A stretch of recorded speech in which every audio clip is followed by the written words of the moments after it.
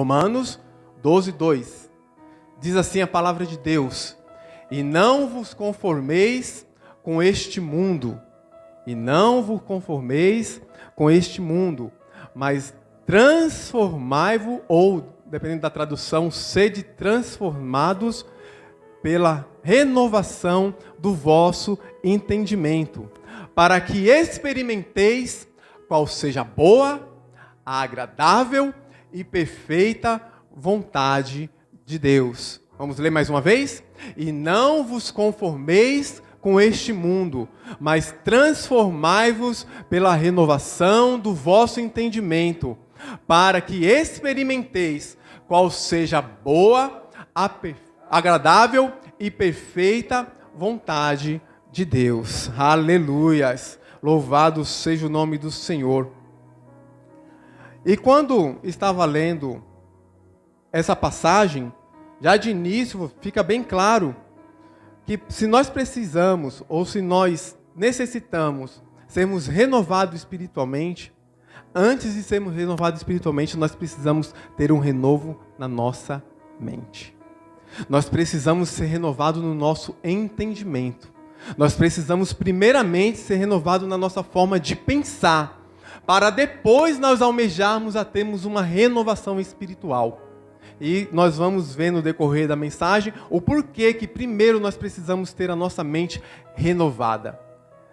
Paulo, quando ele escreve essa carta aos Coríntios, aos Romanos, e ele diz: renovai o vosso entendimento, ou renovai, transformai-vos, né? Transformai-vos, a palavra transformai-vos aqui, no grego é metamorfoses. E quando Paulo, ele fala dessa palavra transformai-vos, ele quer dizer, ele quer expressar que é necessário uma mudança radical. É necessário uma mudança, uma transformação, seja na natureza, seja no intelecto, seja espiritual. É necessário uma transformação, uma mudança. E nós vamos encontrar essa palavra também, transformação ou metamorfose no grego, em duas passagens. Em Mateus, capítulo 5, se eu não me engano, capítulo 17, no Monte da Transfiguração, nós vamos ver que Jesus subiu com seus discípulos, Pedro, Tiago e João, no monte para orar. Quando ele chega no monte, a palavra de Deus vai dizer que o rosto de Jesus parecia como um sol resplandecente, e que as suas roupas reluziam como a luz. E a palavra diz ali que o rosto de Jesus foi transformado. Aleluias! A palavra ali diz que o rosto de Jesus sofreu uma metamorfose. Veja que é a mesma palavra que nós lemos aqui em Romanos. Veja que quando o Senhor Jesus teve a sua glória manifesta aos seus discípulos, eles não entendiam nem o que eles estavam vendo. Ali era uma manifestação da glória de Deus, da metamorfose, da transformação que Deus pode operar. Mas nós também vamos ver essa palavra, metamorfose, em 2 Coríntios capítulo 3, versículo 8, quando Paulo vai dizer assim: e sedes transformados de glória em glória. Sede transformados, sofram uma metamorfose de glória em glória. E ali no contexto de Coríntios, Paulo estava dizendo que o povo de Israel, quando eles viram Moisés, quando Moisés viu a glória de Deus, e o povo olhou para o rosto de Moisés, Moisés teve que colocar um lenço, para que eles não pudessem ver a glória, porque eles tinham medo da glória de Deus. Mas Paulo está dizendo assim: não, igreja, agora você não precisa colocar um véu para ver o Senhor, agora você vai ser transformado de glória em glória, dizendo, aleluia, que o Senhor pode ser visto por mim e por você. A glória de Deus, ele já manifesta no meio da igreja, e assim nós podemos ver a transformação do Senhor operando em nossas vidas. Então, por que é tão importante eu introduzir essa mensagem falando a respeito da transformação? Por que eu fiz todo esse contexto de outras passagens para dizer o que significa metamorfose? Porque essa metamorfose não pode ser operada por mim e por você. Essa metamorfose só quem pode fazer é Deus. Somente Deus pode transformar o meu e o seu interior. Somente Deus pode renovar a tua mente. E se nós queremos, aleluia, viver como uma igreja renovada espiritualmente, uma igreja que caminha para frente, uma igreja que sai do comodismo, uma igreja, aleluia, que se levanta no meio de um mundo pecador, no meio de pessoas que rejeitam o evangelho, se nós queremos ser renovados espiritualmente, dia após dia, nós precisamos ser transformados primeiro em nossa mente. A nossa forma de pensar tem que ser transformada. A metamorfose do Senhor tem que ocorrer em mim e em você. E assim quando, aleluia, glória a Deus. E assim quando acontecer um novo entendimento na nossa forma de pensar, aleluia, o Senhor conseguirá renovar as nossas vidas. Não pelas nossas forças. O Senhor vai transformar as nossas vidas e nós passaremos a viver uma vida espiritual renovada, rejubilante, alegre, formosa, crescente na presença do Senhor. Aleluias! Louvado seja o nome do Senhor. Então, renovação, como o pastor falou na semana passada, ele deu alguns significados para a renovação. Ele disse que é substituir por algo mais novo, ficar outra vez como novo, e tantas outras definições, mas eu gostei de uma particularmente, uma definição, até anotei na Bíblia, que é modificar. Renovação é modificar para algo melhor. Aleluias. Toda vez que, aleluias, nós formos renovados, nós seremos melhores cristãos. Toda vez que nós formos renovados espiritualmente, nós seremos melhores pais, nós seremos melhores esposos, nós seremos melhores esposas, nós seremos melhores filhos. É mudar para algo melhor. A transformação vai ocorrer em nossas vidas e quando o Senhor transformar o nosso coração e modificar o nosso interior, é para sermos algo melhor. Aleluia, porque a operação vem de Deus. A operação vem do próprio Deus. E a primeira coisa que nós vamos aprender nesse texto, sobre a nossa mente deve ser transformada, aleluias, a nossa mente deve ser transformada, é por que ou como que ocorre essa transformação. Nós já aprendemos que a palavra diz metamorfose, mudar algo na sua essência, mudar todo o conteúdo, transformar todo o conteúdo. E para explicar melhor essa metamorfose, eu vou falar sobre a ilustração, que eu achei interessante. Nós podemos olhar o desenvolvimento de uma borboleta. Veja, a borboleta ela coloca um ovo, aquele ovo ele vira uma larva, essa larva vai virar uma pupa, e dessa pupa ela vai formar um casulo, e dali vai se originar a borboleta. Então veja que a borboleta, a gente aprende isso, né, lá no ensino médio, ela passa por esse ciclo, né, por essas fases de metamorfose. E veja que a borboleta, se eu não me engano, são mais de 15 mil catalogadas, mas são mais de 150 mil espécies entre borboletas e mariposas que existem no mundo. Mas você não vê ninguém preocupado com a larva. Você não vê as pessoas indo no Instagram, no Facebook e tirando a foto com uma larvinha do lado assim. Você não vai ver isso. Mas você vai ver as pessoas tirando foto com borboleta, atravessando o mundo para tirar fotos com borboletas raríssimas, porque elas são muito belas. Depois que ela passa por esse processo de metamorfose, que ele era um ovinho, que virou a larva, virou a pupa e virou a borboleta, agora todo mundo quer estudá-la. Agora todo mundo quer tirar foto. Tem até quadros, pinturas, e quando você olha alguma dessas borboletas, elas são tão lindas, tão raras, que elas são mais belas do que muitas obras de arte que existem por aí. E muito mais valiosas. E assim éramos nós. Nós também, por que eu estou falando da borboleta, da metamorfose da borboleta? Para que você entenda que nós também éramos da mesma forma. Nós, quando estávamos sem Deus, nós éramos aquela larva. Nós, quando nós estávamos sem Cristo, também éramos desprezados. Nós, quando ainda estávamos naquela situação que era até desprezível aos olhos, nós também estávamos Nós também éramos desprezíveis. A palavra do Senhor vai dizer que sem Cristo nós somos mortos. Que sem Cristo nós estamos num caminho de condenação. Mas quando o Senhor olhou para mim e para você, aleluias, e Ele começou a operar o seu processo de metamorfose, o seu processo de transformação na minha vida e na sua, aleluias, você passou a ser tão lindo como aquela linda borboleta. O Senhor, aleluias, Ele contempla você, Ele olha para você e fala: sede transformados pelo meu Espírito. O Senhor é poderoso para transformar, para mudar aquele tipo de essência em uma outra coisa melhor. Então, para essa ilustração, acredito que vai ficar claro para você entender esse processo de transformação da mente. E o que transforma então as nossas vidas? A nossa vida não é transformada pelo mero acaso do desenvolvimento como a da borboleta, que é apenas um ciclo natural, um ciclo da vida. Ela passa pela metamorfose, porque esse é um processo natural para ela e para tantos outros seres vivos, mas para nós não. Para nós sermos transformados, aleluias, para o nosso entendimento ser transformado, você precisa deixar Deus agir. Você precisa deixar Deus trabalhar no seu interior. Se você não deixar, se nós formos resistentes, como a palavra diz, não resistis ao Espírito Santo. Se nós formos resistentes, o Senhor não consegue transformar as nossas vidas.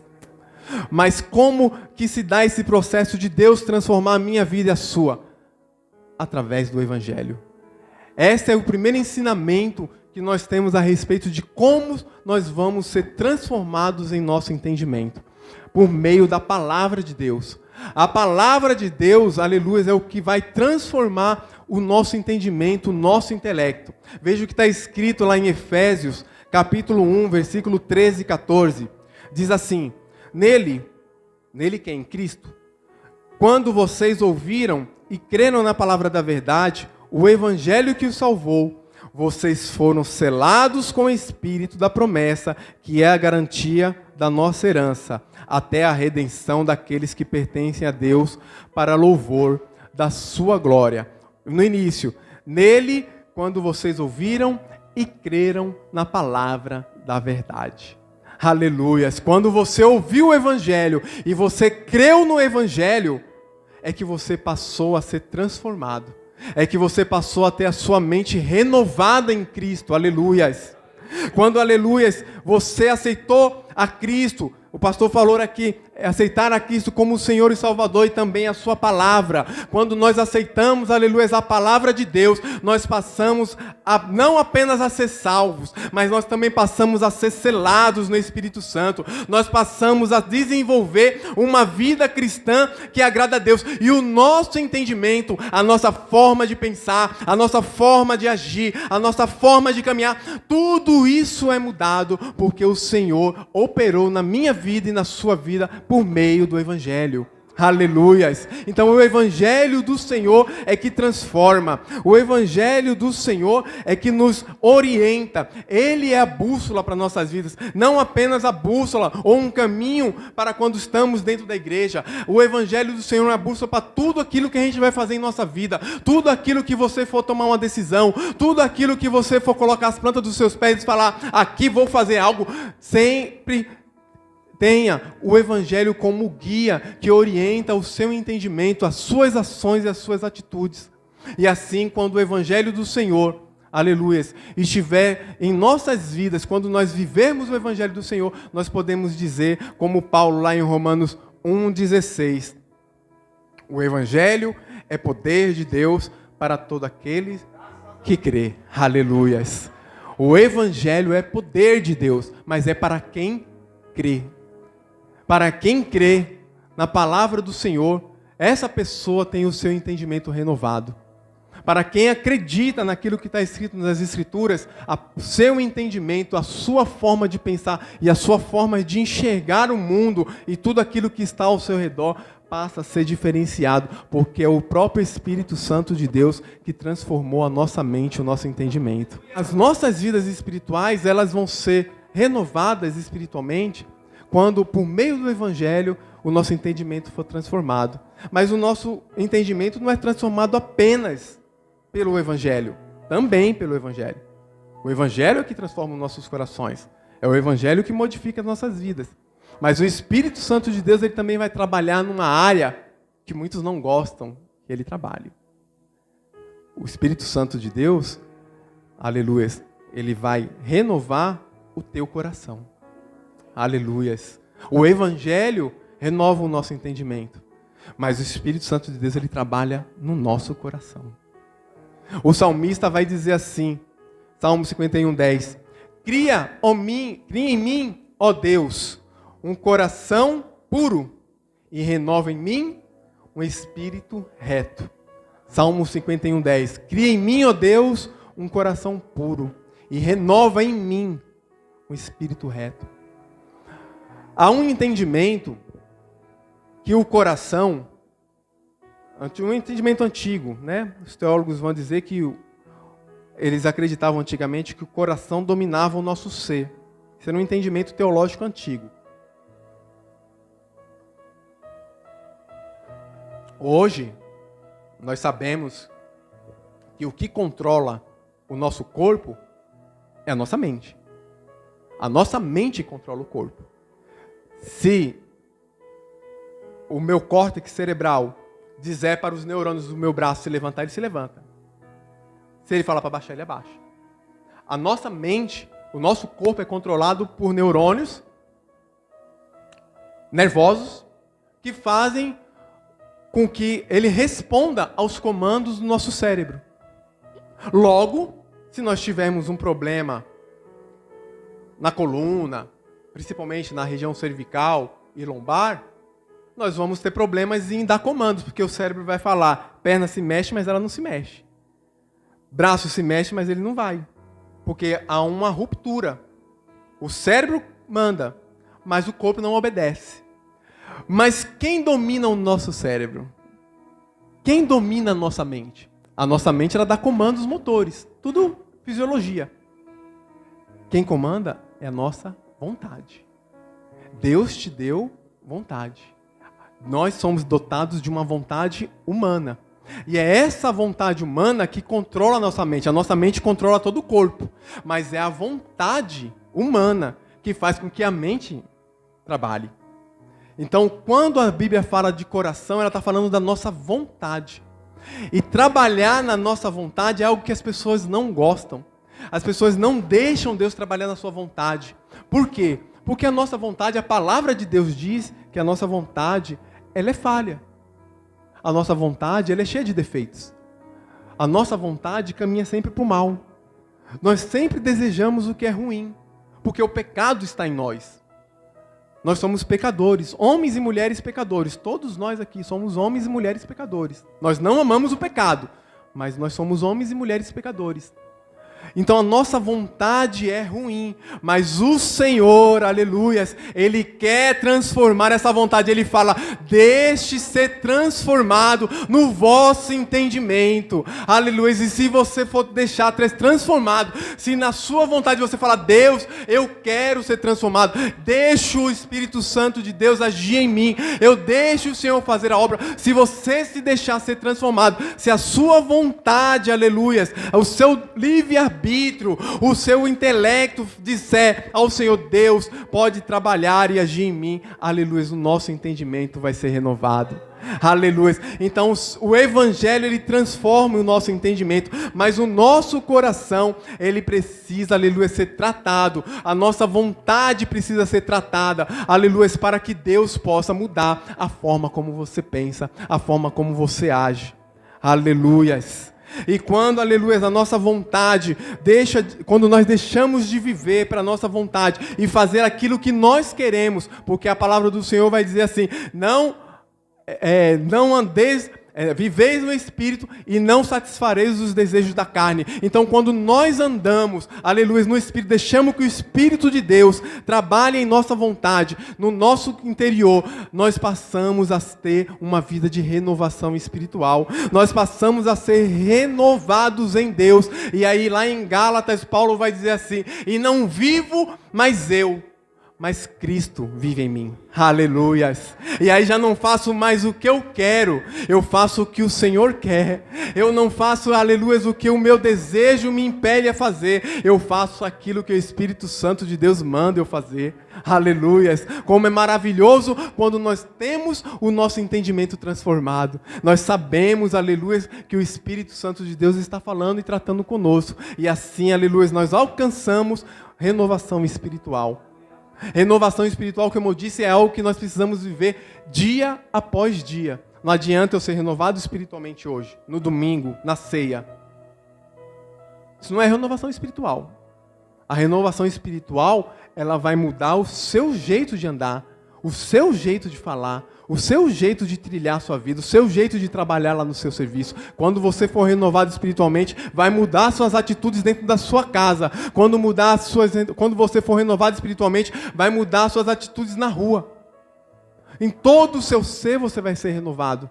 A renovação espiritual, ela não é algo que deve ser buscada apenas num dia passageiro. Ela deve ser contínua, todos os dias. Assim como nós buscamos todos os dias permanecermos no Senhor, para não nos desviarmos nem para a direita, nem para a esquerda, deve ser a nossa busca por uma renovação espiritual. E Paulo, ele dá os primeiros passos. Ele dá, nesse único versículo que nós lemos apenas alguns princípios que nos fazem atingir a renovação espiritual. Aleluias.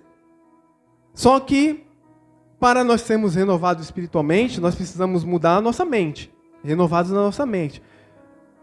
Mas nós encontramos um inimigo que nos impede disso acontecer. E o inimigo, já vou adiantar, não é Satanás. Não é o diabo, o inimigo das nossas almas, que nos impede de alcançarmos a renovação espiritual. Está no texto. Eu não estou inventando nada. Está aqui na Bíblia. O nosso inimigo que nos impede de alcançarmos a renovação espiritual é o conformismo. O conformismo. Quando nós começamos a leitura, o que diz a primeira parte A do versículo? E não vos conformeis. E não vos conformeis. O conformismo, ele é um inimigo, igreja. Pelo seguinte: a definição básica de conformismo é dizer que você não querer mudar algo. Não permitir com que se mude algo. Permitir que continue daquela mesma forma. Na passividade. Basicamente, essa é a definição de conformismo. E um conformismo, ele é um inimigo da nossa alma, porque ele nos impede de buscarmos mudança. Quando nós nos conformamos com algo, a gente barra. É como se tivesse uma porta e nós não conseguimos passar essa porta. Nós não conseguimos avançar. Nós não conseguimos mudar nada na nossa vida porque nós estamos conformados. Porque estamos conformados.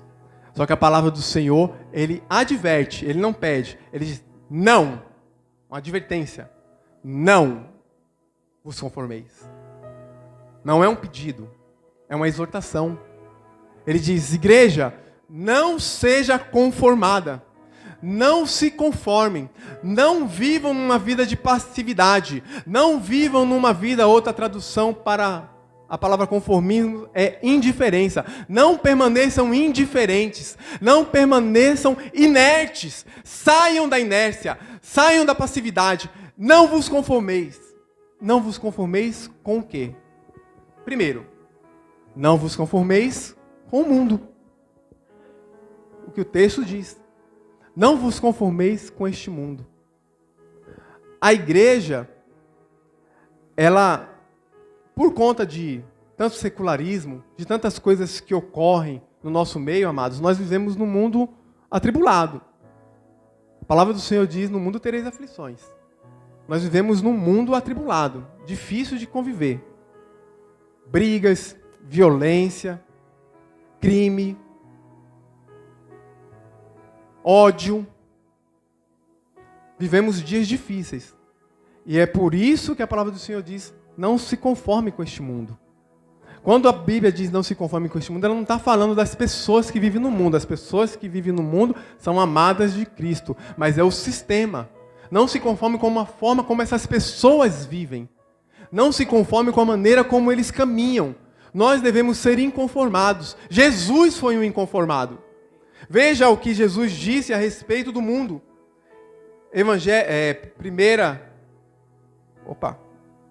Cadê o texto? Página anterior. Evangelho de João, capítulo 17. Se você quiser abrir, é um texto um pouquinho longo, nós vamos ler ele. Aleluia. E o versículo de 25 vai dizer assim, do mesmo capítulo. Pai justo, o mundo não te conheceu, mas eu te conheci. E estes conheceram que tu me enviastes. Aleluias. Olha o que Jesus fala. Pai, o mundo não te conheceu. Aleluias. O mundo não te conhece. O mundo não sabe quem o Senhor é. O mundo, ao contrário, o mundo rejeitou a tua palavra. O mundo rejeitou a mim que foi enviado por ti. Mas eu não peço que tire ninguém do mundo, mas que os livre do mal. Porque eu gosto muito dessa passagem, principalmente esse trecho. Porque eles não são do mundo, aleluias, como eu do mundo não sou, aleluias. Nós não somos deste mundo, nós não devemos aceitar aquilo que acontece nesse mundo. Nós não devemos, aleluia, ser conformados com a prática do mundo. É isso que Jesus está dizendo. Vivam neste mundo, mas sejam neste mundo, como diz lá em Mateus, Mateus capítulo 5 ou 6, que vai dizer a respeito de sermos o sal da terra e a luz do mundo. Se nós estivermos neste mundo e nossa vida não salgar, o que a palavra do Senhor diz? Que será lançado fora para ser pisado pelos homens. Então veja que nós como igreja, nós devemos fazer a diferença neste mundo. Nós devemos ser inconformados com esse sistema. Nós devemos, aleluias, ser inconformados com a forma como eles vivem, a forma como esse mundo é conduzido. Nós não devemos, aleluias, ficar presos e amarmos aquilo que o mundo faz. Aleluias. Louvado seja o nome do Senhor. Então, a primeira coisa é que nós não devemos ser conformados com o mundo. Devemos ser inconformados com este mundo. Quando nós formos inconformados com o mundo, é porque, aleluia, nós não estamos nos amoldando a Ele. E é porque a renovação espiritual de Deus está ocorrendo em nós. E, aleluia, e quando nós somos renovados espiritualmente, nós conseguimos dizer, Senhor, transformaremos este mundo. Transformaremos, aleluia, este mundo por meio da Tua palavra, por meio do poder que vem de Ti. Aleluia, Jesus. Mas nós também devemos ser inconformados com o pecado. Não nos conformemos com o mundo e também não nos conformemos com o pecado. É uma situação quase que óbvia, para mim, pelo menos parece. Se nós queremos ser renovados espiritualmente, se nós queremos ter a nossa mente, o nosso entendimento renovado, nós não podemos ser coniventes com a prática do pecado. É uma coisa quase que lógica. Nós devemos odiar o pecado. Nós devemos nos afastar do pecado. Nós devemos estar apartados do pecado. 1 João capítulo 3, 7, 8 diz assim: Filhinhos, não deixe que ninguém vos engane. Aquele que pratica a justiça é justo, assim como ele é justo. Aquele que pratica o pecado é do diabo. Porque o diabo vem pecando desde o princípio. Para isso o Filho de Deus se manifestou, para destruir as obras do diabo. Então, nós que temos o nosso entendimento transformados, nós devemos abominar o pecado. Nós devemos ser inimigos declarados de todo pecado. Ah, Flávio, mas você não peca? Claro que eu peco. Você também peca. Todos nós pecamos. O que nós não podemos é ter amor pelo pecado. O que nós não podemos é viver praticando o pecado. Errar, todo mundo erra.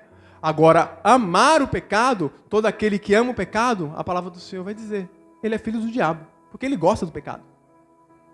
Mas nós buscamos em Deus, Senhor, transforma, renova o nosso entendimento. Nós precisamos ter o nosso entendimento transformado, mudado. Quando o meu entendimento e o seu entendimento for transformado, você, aleluia, fica inconformado com o pecado. Você fala, pecado para lá, eu não faço mais parte disso, eu não quero mais você, não vou ficar andando de mão dada com você, pecado. Não, agora eu vivo para Cristo. E se eu vivo para Cristo, nova criatura agora eu sou. As coisas velhas se passaram e eis que tudo se fez novo. Aleluias!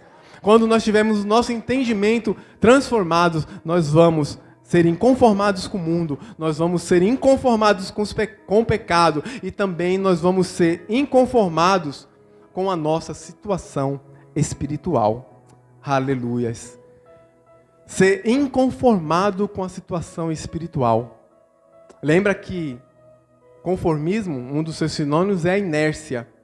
Inércia é o ato de não se mover, estático. Não se movimentar para nada. Passivo, aguardar algo. Isso é inércia. E nós, como cristãos, aprendendo hoje na ceia do Senhor que nós temos que ter um novo entendimento, que nós precisamos ser renovados no nosso entendimento, que nós precisamos e estamos buscando renovação espiritual, nós como igreja, nós não podemos ficar conformados com a nossa situação espiritual. Alguns se acham muito espirituais. Sou PhD em teologia, doutor em divindade, é Jesus no céu e eu na terra. Alguns acreditam que são muito espirituais. Outros acham que não tem espiritualidade nenhuma. Eu não sou espiritual, eu não tenho intimidade com Deus, eu não tenho comunhão com Deus. Tá bom assim, eu vou ficar assim mesmo. São os extremos, né? São os extremos. Mas, aleluias. Mas veja que a nossa conduta, ela deve ser ativa. A nossa conduta deve ser de ação. E que conduta que é essa de ação? Eu não me conformar com a situação espiritual que eu me encontro. Eu não me conformar da forma como eu estou. Não é possível, depois de 5, 10, 20, 40, 50, 100 anos dentro da igreja e continuarmos da mesma forma. Continuarmos sem querer buscar mais de Deus. Isso é ser conformado com a situação espiritual. E nós temos que ser inconformados com a nossa situação espiritual. Lá em 1 Pedro, capítulo 2, do 2 ao 3, vai dizer assim: como crianças recém-nascidas, desejem de coração. Se você tiver uma caneta e quiser anotar na sua Bíblia, anote aí, ó. Como criança recém-nascida, desejem de coração o leite espiritual puro, para que por meio dele cresçam para a salvação, agora que provaram que o Senhor é bom. Se você quiser grifar de coração e cresçam, são as palavras-chave desse versículo. Que você, de coração, primeiro você precisa querer. Aleluias. Você tem uma renovação espiritual, você quer uma mudança de vida, primeiro você precisa querer. De coração, desejem o leite espiritual. Para que por meio dele, por meio do quê? Do leite espiritual. Qual que é o leite espiritual que Pedro está falando? Que por meio do leite espiritual você cresça. Aleluias! Que por meio do leite espiritual, por meio do conhecimento da palavra do Senhor, por meio, aleluias, das suas orações, por meio, aleluias, daquele momento que você faz os seus devocionais, né? Quando você canta louvores, quando você adora, quando você lê a palavra, quando você intercede, tudo isso são meios para que você cresça espiritualmente. Então a palavra do Senhor diz assim, ó, sai desse conformismo, dessa vida espiritual que você está, sai, aleluias, dessa inércia, começa a caminhar, começa a querer crescer, começa a querer desejar mais de Deus, busca o Senhor, porque todo aquele que busca encontra, todo aquele que pede recebe, todo aquele, aleluias, que procura encontrará em Deus, aleluias, a renovação para a sua alma, aleluias, louvado seja o nome do Senhor. Nós precisamos, aleluias, aprender, igreja, aleluias, a buscar mais, a desenvolver mais a nossa vida com o Senhor, a buscarmos mais, sairmos desse marasmo. Isso, quando eu estava lendo essa passagem, o Senhor falou muito com o meu coração. Talvez eu estivesse andando um pouco inerte, talvez eu estivesse andando um pouco no comodismo. Mas que a gente ora, que a gente lê, a gente estuda, é pouco. Você sente que é pouco. Parece que está faltando algo. E o Senhor fala, desperta, renova, muda esse entendimento seu a respeito das coisas do Senhor. Muda esse entendimento a respeito do que é o reino de Deus, do que é o Evangelho. Muda seu entendimento a respeito do que são as almas, o que é o mundo espiritual ao seu redor. Muda o seu entendimento a respeito disso. E assim, quando você mudar o seu entendimento, eu vou conseguir trazer a renovação espiritual para a sua alma. Eu vou conseguir renovar você. Eu vou conseguir fazer com que você cresça, que você saia do raso, como a palavra de Deus diz, aleluias, dos artelhos, desde que as águas passem do joelho, desde que as águas do Espírito passem dos lombos, e assim você mergulhe, aleluias, num renovo espiritual, que é o que Deus tem para mim e para a sua vida, aleluias. Glorificado seja o nome do Senhor. Glórias a Ti, ó Deus. O mundo, ele quer controlar a nossa mente, mas Deus, ele quer transformar a nossa mente. O mundo, ele quer fazer com que você fique conformado, se conforme com as coisas, mas o Senhor quer que você seja um inconformado diante da presença dEle. Aleluias. O mundo, ele quer controlar a nossa forma de pensar, a nossa forma de agir, mas nós devemos deixar o Espírito Santo de Deus ministrar em nossos corações. Aleluias. E para encerrar, nós temos no texto aqui de Romanos 12:2, os benefícios de quando nós temos a nossa mente renovada. E rapidamente eu vou falar sobre esses benefícios.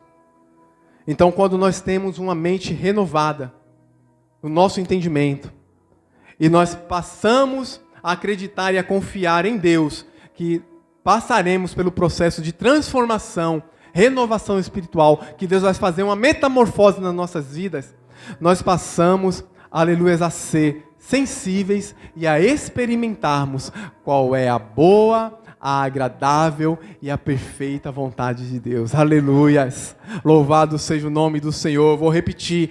Quando você tem um entendimento renovado, quando você deixa-se ser renovado pelo Espírito Santo de Deus, quando, aleluia, nós conseguimos sair da nossa condição de comodismo e falamos, Senhor, pode mudar o nosso entendimento. Senhor, pode mudar o nosso coração. Nós começamos a experimentar qual é a boa, a agradável e a perfeita vontade de Deus. E, aleluia, é interessante, aleluia, quando Paulo fala que a vontade de Deus ela é boa.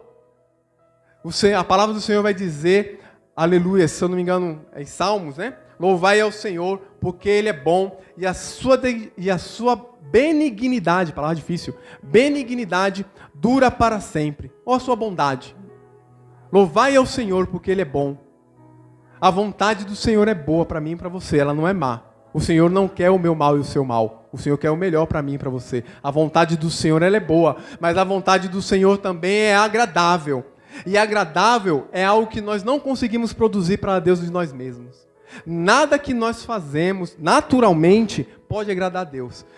Tudo que nós fazemos que agrada a Deus é o que vem por meio do seu Espírito. Quando, aleluia, o Senhor olha para mim e para você, e Ele vê que o Espírito dEle está sobre a sua vida, Ele vê o sangue de Jesus derramado, o sangue que nós vamos estar ministrando aqui como um simbolismo na ceia. Quando Ele vê esse sangue derramado na sua vida, aleluia, aí sim Ele passa a se agradar das minhas ações, das suas ações, aleluia, da nossa forma de nos comportarmos. Aí Deus olha para mim e para você e Ele se agrada. Porque a vontade de Deus é boa, agradável e é perfeita. E ela é perfeita porque o que é perfeito? Perfeito é aquilo que não pode ser acrescentado mais nada. Já é perfeito. A vontade de Deus já é perfeita. Não precisa ser acrescentado nada para a vontade do Senhor ser perfeita. Então ela é perfeita sobre as nossas vidas. A vontade do Senhor é a melhor. Ela é perfeita. Ela é agradável. Aleluias. Ela é perfeita. Ela é agradável sobre as nossas vidas, porque nós temos, aleluia, em Deus, que a nossa vontade começa a se amoldar.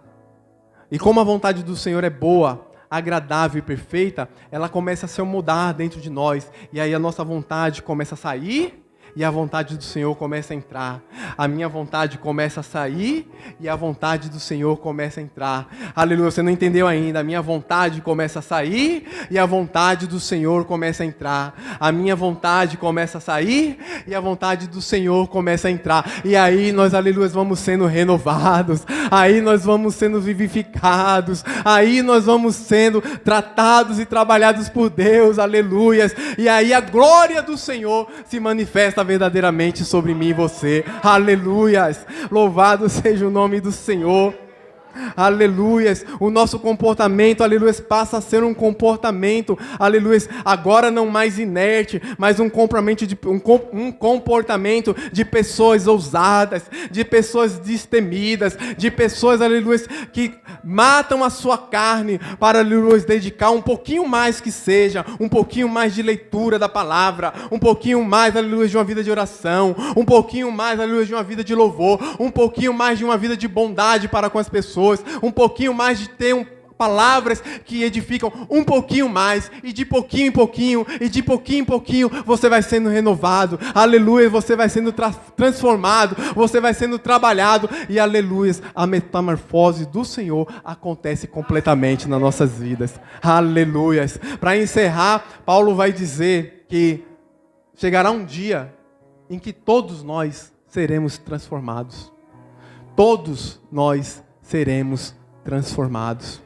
Aleluias. Todos nós que crê. Eu sempre enfatizo a questão do crer, porque a palavra do Senhor precisa ser acreditada nas nossas vidas. Nós precisamos ter fé para acreditar o que está escrito aqui. Se a gente não tiver fé, crer, nada vai acontecer, né? Porque é necessário que cremos. É necessário que a gente acredite naquilo que a palavra de Deus diz, que o Senhor fala sobre os nossos corações. E se a palavra de Deus diz que todos nós seremos transformados, eu acredito que todos nós seremos transformados. E, aleluia, habitaremos com o Senhor em glória. Porque quando Paulo fala isso, já não é mais, quando ele está falando, já não teremos mais corpos corruptíveis, mas incorruptíveis. Aí ele diz assim, vos digo este mistério, que nem todos dormiremos, mas todos seremos transformados. Aleluia, nem todos nós dormiremos, ele está falando, nem todos nós morreremos, mas todos serão transformados. Aleluia, e quando essa transformação ocorrer na minha e na sua vida, amado, tenha certeza que a renovação espiritual chegou. Tenha certeza, aleluia, que o Espírito Santo de Deus já começou a trabalhar. Quando essa transformação ocorrer sobre as nossas vidas, quando, aleluia, nós entendemos que o nosso entendimento precisa ser mudado, que nós devemos abandonar nossos conformismos, a nossa forma de viver, tenha certeza de uma coisa, que o Senhor está renovando o seu interior. Você pode até não ver, você pode até não sentir, mas o Espírito de Deus está trabalhando. Porque o Espírito Santo de Deus, ele quer renovar a mim e a você. O Espírito Santo de Deus, ele quer habitar em mim e a você. Aleluia, a palavra do Senhor diz que você é templo do Espírito Santo. Ele quer habitar em você. Ele quer fazer morada em você. E ninguém que é templo do Espírito Santo permanece da mesma forma.